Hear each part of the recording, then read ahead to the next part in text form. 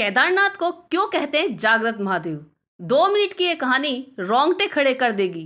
एक बार एक शिव भक्त अपने गांव से केदारनाथ धाम की यात्रा पर निकला। पहले यातायात की सुविधाएं तो थी नहीं, वह पैदल ही निकल पड़ा। रास्ते में जो भी मिलता केदारनाथ का मार्ग पूछ लेता। मन में भगवान शिव का ध्यान करता रहता।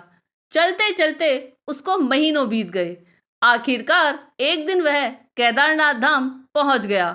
केदारनाथ में मंदिर के द्वार 6 महीने खुलते हैं और 6 महीने बंद रहते हैं। वह उस समय पर पहुंचा जब मंदिर के द्वार बंद हो रहे थे। पंडित जी को उसने बताया वह बहुत दूर से महीनों की यात्रा करके आया है। पंडित जी से प्रार्थना की, कृपा करके दरवाजे खोलकर प्रभु के दर्शन करवा दीजिए।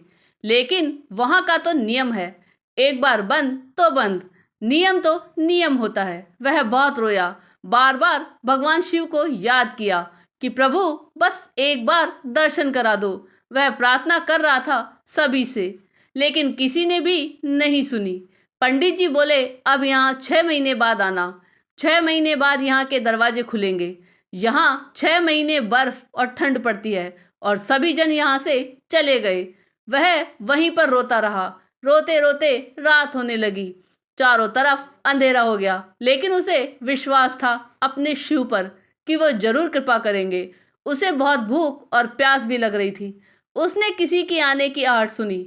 देखा एक सन्यासी बाबा उसकी ओर आ रहा है।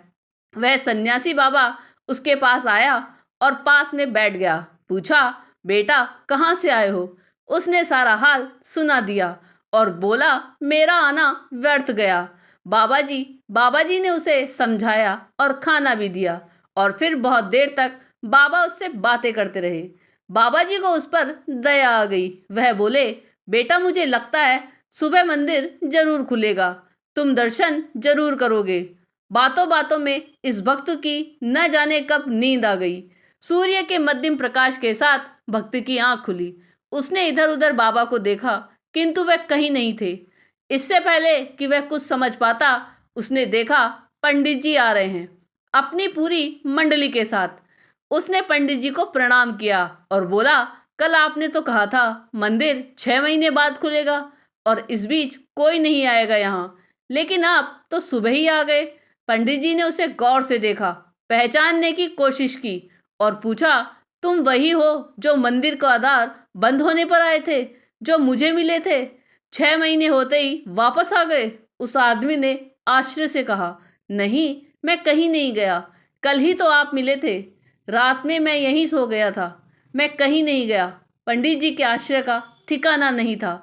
उन्होंने कहा, लेकिन मैं तो 6 महीने पहले मंदिर बंद करके गया था और आज 6 महीने बाद आया हूँ।